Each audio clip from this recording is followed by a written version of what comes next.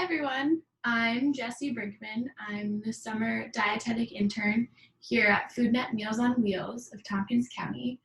And over the past few weeks, I've been working with the registered dietitian at FoodNet, Kelly Quinn. I'm sure many of you know her.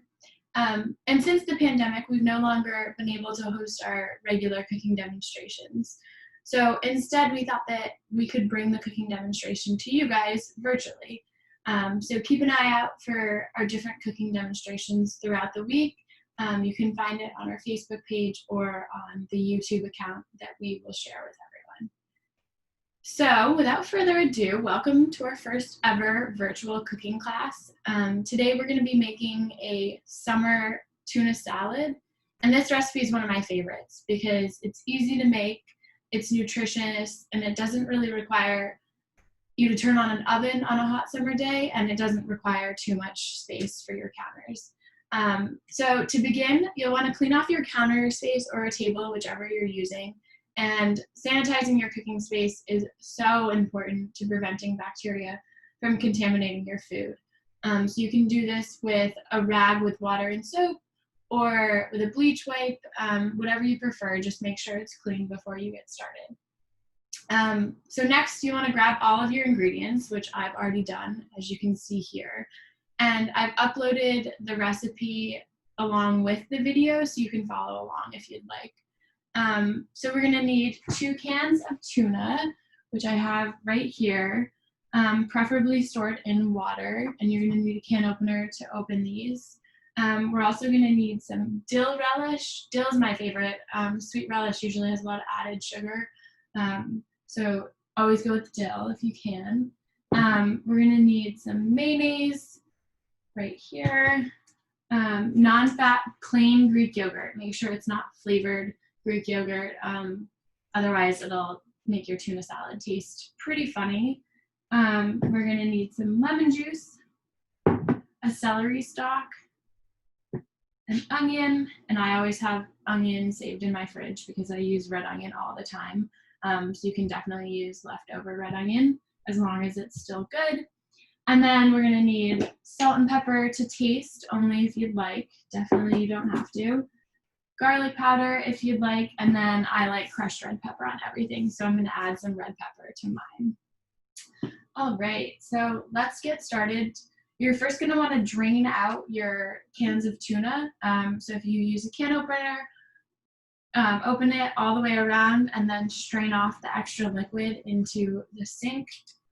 And then if you use a fork, you can just open up the top here and you can dump it right into your mixing bowl. Scrape it out with a fork, get all the extra bits and pieces. And then you can recycle the cans. Just make sure you wash them first. So then here's our second can of tuna. And I really love tuna because it's a super easy and affordable protein source. And tuna salad goes great on lettuce or whole grain bread or in a lettuce wrap even. So it's a great option. All right, so now you're going to take your fork and kind of flake apart all of the different pieces of the tuna. And this will just help it mix better with all of the ingredients that we're going to add. So don't worry about getting them all, but there we go. So it should look like this. All right. And the next thing I like to do is just chop up all my veggies at once. So we can start with the red onion. And just make sure that you're being careful with your fingers. Go. And we're going to dice the red onion. So the best way to do that is cut it into little slivers and then really carefully get it into little cubes. And red onion adds a great texture. Gives it that kick. All right. So there's my red onion. If you have a little bowl, you can just transfer it over.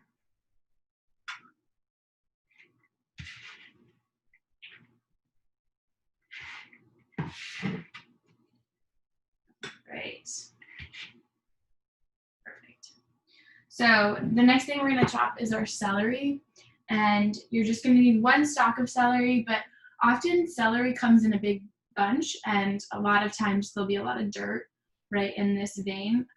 So definitely make sure that you wash the celery before you start chopping it, and just get off any of that dirt, and it'll make it taste better too.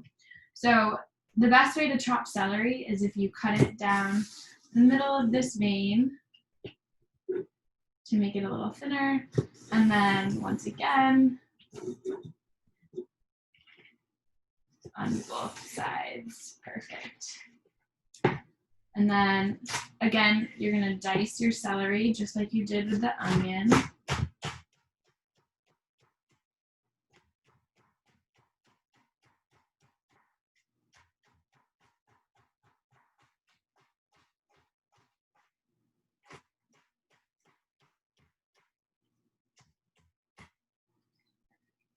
So it should be pretty small. You don't want any huge chunks of celery in your tuna. And then with the back of your knife, you can transfer this right into your tuna.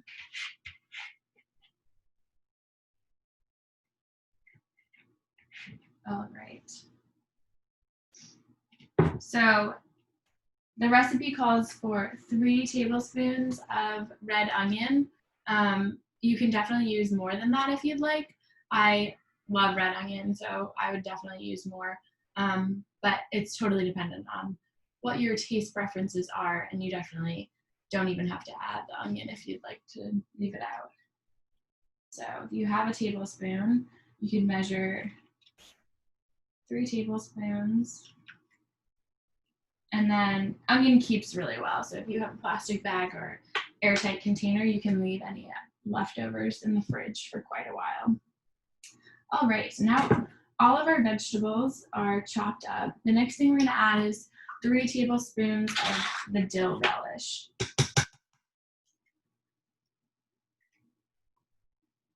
So here's 1 tablespoon, 2 tablespoons, and a 3rd tablespoon. And again, this recipe, you really can't mess it up. So if you prefer more relish than mayonnaise, add more relish. If you prefer it to be a little wetter, add more yogurt or mayonnaise. Kind of play around with it and figure out what you like. So the next ingredient is our Greek yogurt. And Greek yogurt is really great because, like the tuna, it has a lot of protein. And if you get the 0% fat Greek yogurt, it's low fat.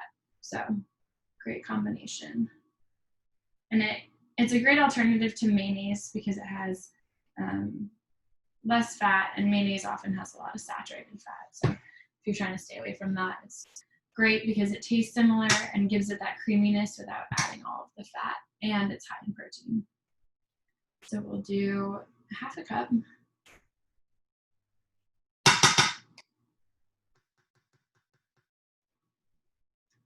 So that's 1/4 cup. So we need a second 1/4 cup to get us to 1/2 cup.